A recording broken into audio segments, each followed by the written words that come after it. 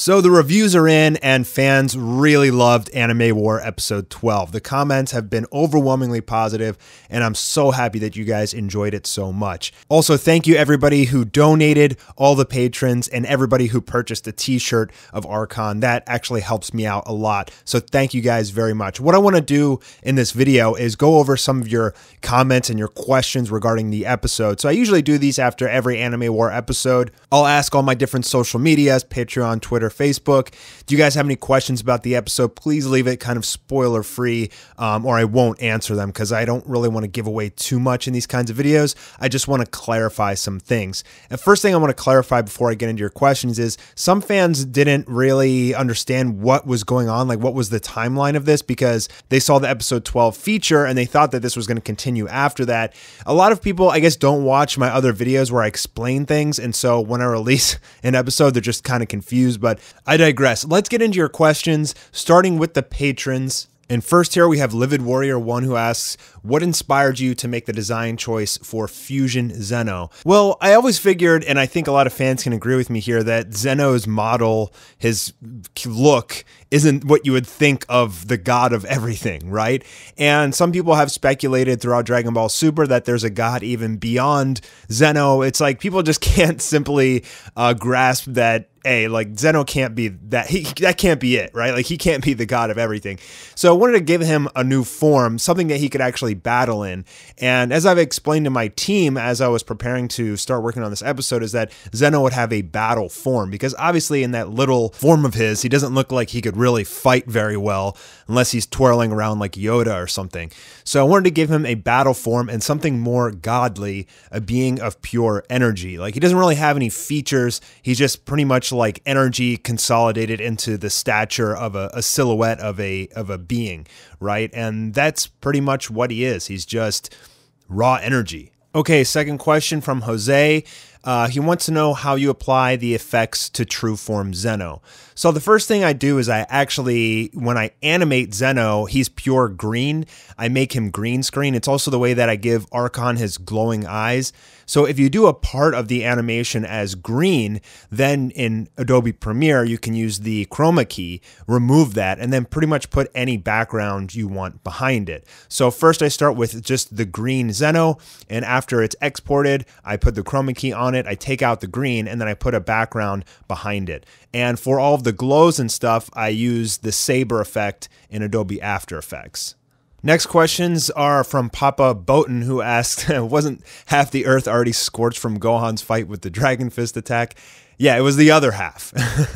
So as I was animating episode 12 during a stream, I showed people who were watching that, you know, half the earth was going to be blown up. And I said I wasn't sure if I was going to use that because it's kind of trolly. Like it doesn't really make too much sense. Like I think if half the earth got blown up, there'd be all these like tsunamis and pretty much or I don't know what would happen. But I just did it for like dramatic effect, and it's kind of funny, you know, and it's kind of a play on the fact that I get so many comments from people who are saying, how is the earth still standing at this point? So I just wanted to like throw that in there to kind of give everybody like a oh crap moment. What was the lore behind the Shiva attack? So I wanted to give the guards a combo attack, and I also wanted to put their little like antennas to use because, you know, you kind of wonder just looking at their character design, like, is that there for something? Like, does that do anything? Is that just clothing? And I wanted to just make it do something. So now their antennas are for the specific purpose of you doing this just absolutely insane attack. Is there any character in fiction that can beat true form Omni King? No, he's obviously, you know, he's the omnipotent being. Even Gogeta and Archon aren't really as strong as him. Like they're very, very close. Like they're pretty much on par with him, but he's, you know, he's the creator of everything. Like he's the first being in the entire multiverse. So it doesn't really make too much sense for anyone to just be stronger than him, considering he's the creator of everything. But they're very, very, very, very close to his power through their sources that they've gained. Archon through the 5-way fusion after siphoning Omni God power. Goku and Vegeta through having, you know, the highest Saiyan forms, the highest God forms there ever could be, and they're going to fuse in the next episode. So they're very, very close as well. But no, there's nobody that can beat him really at this point. Ultimate Gamer has said, does Ultra Instinct have a multiplier for power? I guess, I mean, it has to, because you got to remember, like, it's not just a technique, it's also a form. It's actually both. If you look at Dragon Ball Super, Goku, when he was in his Super Saiyan forms, was hitting Jiren and it wasn't even flinching him in the slightest. So Ultra Instinct definitely gave him a crap ton of power. After getting Ultra Instinct, he was able to, you know, smack Jiren around. So yes, it definitely has a multiplier of power, and obviously the gods, they're going to be clad in Ultra Instinct because it's the ultimate fighting technique and power up. So Andre asks, will Goku break his limiter on episode 13? Yeah, so all that stuff from the episode 12 feature, I've actually changed the title to episode 12 and 13 feature, with Bardock and with Goku breaking his limiter, that is all going to be in episode 13. It's about like 3 minutes or so of footage. And so some people were really confused after seeing that, because like a lot of people thought that that was episode 12. And that's why people were asking me for episode 13 like months ago. And I was like, there's no episode 13. There's no episode 13. Well, now there is. And the reason for that, guys, is I need a break in between these episodes. Like, I just been working so hard over the last few months to get out this one. And there's still so much to do. I had to split these up so I can get some rest. Because what most people don't understand is, to make anime, you need an army of people, right? You need a literal army in order. Anime is not supposed to be made by one person. It's supposed to be made by an army, like a whole company. And I'm one man. And this episode in particular, most of the animators are actually working on episode 13. This one in particular, I pretty much did myself. I used some old animations from Audi Loki and AV44, and then Clovertech did 2 animations for me. Just Goku and Vegeta turn and that big explosion, which saved me a lot of time. That big explosion took forever. So, but other than that, I mean, I did this whole episode myself, and I'm just dead. I really need a break. Not only am I doing the animation, but I'm also doing the sound design. I'm doing all the effects design. I'm doing the editing, the After Effects. I'm doing like the whole army as one person. And that's why, like, people also they're like, why March 2020 for the final episode? Like, why does it take so long? It's like, dude, you're like, I'm one man, you know, trying to make something that requires an army of people. Most fans have been extremely understanding of this fact and have been very nice about it and say, take your time, get your rest. And I really appreciate that. There's always going to be this naivety among viewers of anime that just don't understand how difficult it is to make it and how much of a grind it is. And I mean, it can literally kill you. Like, people literally die in Japan from animating. It's that difficult and requires that much time and energy that it can literally kill you. It's it's insane. All right, let's move on. All right, so next question is from Dylan, and he said, this is a second question from him. Goku knows of UI and Anime War. How come he didn't use it earlier? And Ultimate Gamer pretty much responded perfectly. I mean, Goku can't use Ultra Instinct in Dragon Ball Super yet. He's probably going to learn how to use it in the Moro arc. It seems like Miras is training him, but to this day, he still can't turn it back on unless you're talking about Dragon Ball Heroes. And so we'll just say, for the sake of continuity, that in Anime War, he can't use Ultra Instinct at will. So Junpei asks, how long did it take you to make this? It looks awesome and beautiful. I guess, I don't know if you're talking about the whole episode or of Zeno. It's not really that hard to draw this Zeno, considering there's no shading needed. It's just kind of really an editing technique that's fairly simple, because all you have to do is draw a humanoid model and just make it one color, which saves so much time, because shading takes forever to do, especially like when there's Archon with like 3 gradients of shading. I mean, it can take you half a day to draw and color a picture easy, you know, and there's like how many hundreds, if not thousands of pictures in each episode. So doing this with Zeno is actually pretty easy. The After Effects with the glows, the saber effect on the outside, takes a little bit of time. It's a little annoying to do it, but it's totally worth it in the end. The whole episode, it's kind of hard to judge, because I did the episode 12 feature, and that was like 3 minutes of footage. And then I actually started with the Gogeta part. I animated like 4 minutes of that before I even started really on episode 12. And then I was like, well, damn, I'm at this Gogeta part. Now I got to start from, you know, the end of episode 11 and build up to it. So then I started all the way back from the beginning of episode 12. And I think I spent like maybe 6 more weeks on it or something like that. But I also work on this thing like 120 hours a week. I'll stay up for days at a time. I worked for 28 hours straight a few times. So in terms of hours in order to create this, probably something like 800 hours. So, Smokey X Dragoon, did you really need to give the main bad guy Ultra Instinct? I think he was OP enough. Yeah, he's super OP, but here's the thing. He is an Omni King too, right? And if you're an Omni King, you're omnipotent. You pretty much should have every ability. You should have every technique there is. You know, you're a god, you're a creator, essentially. So there shouldn't be anything that's really off limits.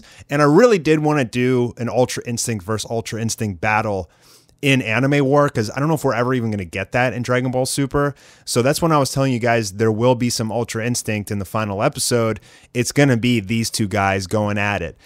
So most of the battle between these two is going to be an Ultra Instinct versus Ultra Instinct fight in episode 13. And that's actually going to take off in the very beginning of the episode, which will be very, very exciting. Episode 13 is going to take off with a bang. It's just insane action, and that's going to be great. It's not going to be fun to animate, but it's going to be epic as hell. That I can guarantee. All right, we got another two-parter here from Bjorn Patterson. How did you come up with the idea of the guards being an extension of Zeno? Brilliant idea. I don't know. I figured like he would kind of absorb them and turn into this being. I guess he didn't really have to, but I thought it would be kind of cool if because here's the thing. Why does God need guards, right? He shouldn't need them. If he's an omnipotent being, there should be nothing that can fight him or beat him or anything. So why would he need guards? There's really no reason other than potentially they're just an extension of himself, right? And that's really my thinking behind it. How did you plan the fighting style with the guards? The fighting style is cool, and the combined attack as well. So a lot of people like the Ip Man Wing Chun stuff. That was the Kung Fu stuff I was talking about. It took me like 60 hours to do like 5 seconds of that animation. The main inspiration from that, honestly, I mean, yes, it's Ip Man, but my main inspiration for why I started animating in the first place is Melavelli in Dragon Ball Absalon. And he always does this like hand-to-hand combat kung fu stuff, which I absolutely love. And so I wanted to do something like that in the final episode and just, test my skill at it. And I think it turned out really well. People really liked that part. So I also wanted the guards to be like not only super powerful, but also use some kind of like really cool technique and fighting style. And I thought it just would fit really well. And seems like people really loved it. So that's awesome. Is there any chance we'll see Gogeta with Mastered Ultra Instinct? Well, I guess he has to, because if he's going to go up against Archon, who has Ultra Instinct, he's not going to be able to win unless he has Ultra Instinct too. Either that or somehow Archon loses his Ultra Instinct before Gogeta starts to fight him. Why you make Archon so badass and thick? I guess he is kind of sexy. I mean, I like villains that really strike terror into the hero's hearts. Like, part of my writing is that I wanted to create like kind of OP enemies, because in Dragon Ball Super, it seems like you're not really terrified that the characters aren't going to win. It's like you always know they're going to pull through. And my thought process behind Anime War was I want to create villains where it seems like there's literally no way that the heroes can win, so that when they do, if they do, it's that much more satisfying. When the Grand Priest can't hold the multiverse together, will he die? And when it breaks, will there be more powerful beings in some form? I mean, that's spoiler stuff, I guess, but it's definitely potential. Like, I think if I wanted to continue Anime War, which I don't, that would be a really good segue into a third season. That, because obviously there's these portals from all these different anime universes and dimensions and things like that, that it's very possible that some other villain from some other dimension that's just as strong as Archon or something, comes through. But I'm not going to continue Anime War with season 3. I just don't want to animate anymore.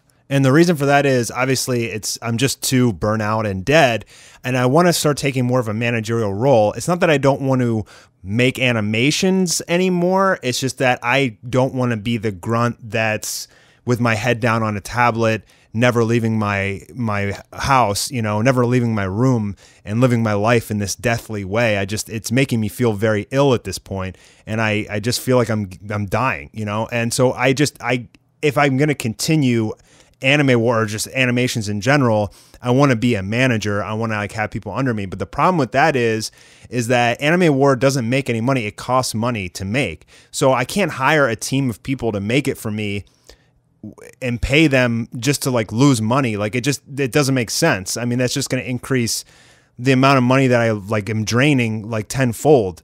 And that's part of the reason that I have to do most of this stuff myself. So that kind of leads into the next questions, which are what's next after Anime War. I kind of touched on this in my rant video.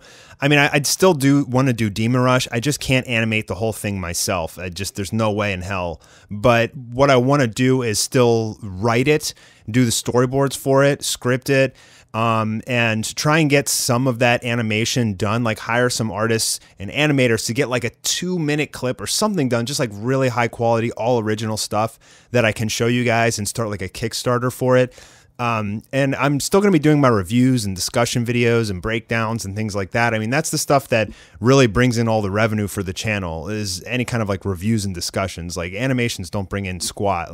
And I also want to kind of segue my content into some non-anime related stuff. You guys know I like doing sketch comedies. That's really fun for me, even if it doesn't get a lot of views. It's fun. It makes people laugh, and I really like to entertain people. So I kind of want to just start making some more entertaining content that appeals to an older audience and demographic, like maybe more of my age, mid-20s to mid-30s demographic. So I'm going to start slowly rolling that stuff out next year. I know I've been talking about that for years, but while I'm working on Anime War, I literally cannot do anything else. Like, it's 120 hours a week of head down grinding, and it's like you can't just break away to make some other kinds of content and stuff. It's like, in order to make these episodes, which are nearly impossible to do, you have to put in 110% of your time into this. So once Anime War is done, I can start focusing on that other kind of content that I've been just dreaming about making. So Normie Haddad asks, is anyone else working with you? If so, who?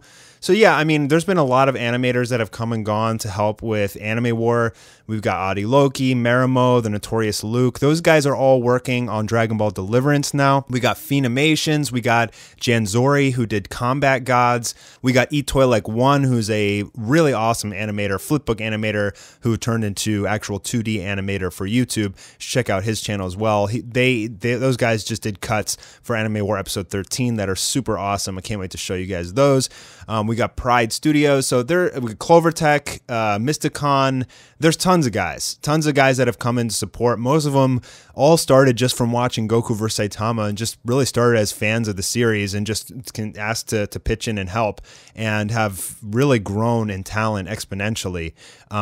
It's really awesome actually to see all these animators grow so much throughout the years. How come the main villain returned without a scratch after Zeno pushed him into the sun? Because he's God. There's no reason that the sun should kill God, right? But if he was pretty much any other being, he'd be dead right now. Serious question, how is the Earth still intact? It's not, bro. Did you see it get cut in half? All right, Muhammad asks, why didn't you make any of the other anime characters in action or even try and assist, especially Soren, who hasn't been in action since episode 10, and the other characters who are just watching? So pretty much everybody's just watching right now, because this is God versus God this is like God versus Satan. They're like, nobody can do anything really at this point. But as I've stated before, the other anime characters will play an integral role in the final episode, and that's all I can really say. They're not just going to be watching in the final episode. They're going to be doing something very, very important. So John's comment, the second part of it, he asks, why does Omni Gogeta have Super Saiyan 3 hair? So he doesn't have the Super Saiyan 3 like eyelids, but he pretty much has like longer hair. It's not really Super Saiyan 3. It's kind of like a combination of Super Saiyan 3 and 4. I just wanted to give him something different and cool. Anime War is just basically pure fan service, and just fusing into like a basic recolored Gogeta, I didn't think that was cool enough. So I wanted to give him something kind of unique. And I think the longer hair just looks neat. So that's pretty much why I did that. I really actually do want to give him markings like all over his body too, but it's a lot of extra work. I still might do it because there's time to do it for the final episode. I think it would look pretty neat as well. So I might do that. So the reason that Soren said a new creator is born in the little teaser for episode 13 is because Gogeta has no limiters on his Omni symbol on his head. So if you remember all the way back to the Invasion of Dark Goku, if you watch the remastered version or the old Goku vs. Saitama Part 5, Black Goku or Dark Goku was saying that if you fuse as Omni, you'll be as strong or stronger than the Omni King. Like you'll lose all the limiters. So the only way to break the Omni limiter, the last one, is through fusion. You can't just break it on your own and just become an omnipotent god, right? So they have to do it through the fusion. And that's why Gogeta will be pretty much as strong as Zeno. So this comment kind of caught me off guard because Ishak was saying, I thought Akumo was the one who invented Ultra Instinct, but Archon somehow knows it. So they're not the same universe, because in the Akumo, father of all Saiyans, Goku knew how to use Ultra Instinct. In Anime War, he doesn't. But I was kind of thinking about this, and I was like, man, I could do some really cool flashback in like episode 13 and show like how like Zarama met with Akumo and Akumo taught him Ultra Instinct somehow. I think that would actually be super cool. Like fans would lose it for that. So I'm considering possibly doing that. And then the last question here from Michael is, how is Archon trained to be immune to Hakai? So if you watch my Dragon God Zarama Explained for Anime War video, I explained how the lore behind that is pretty much the evil gods were Hakaiing each other, trying to build up a resistance to it, and a ton of the evil gods died in the process. And pretty much these are like the only 5 that remain that were actually able to acquire dark siphoning and be immune to Hakai.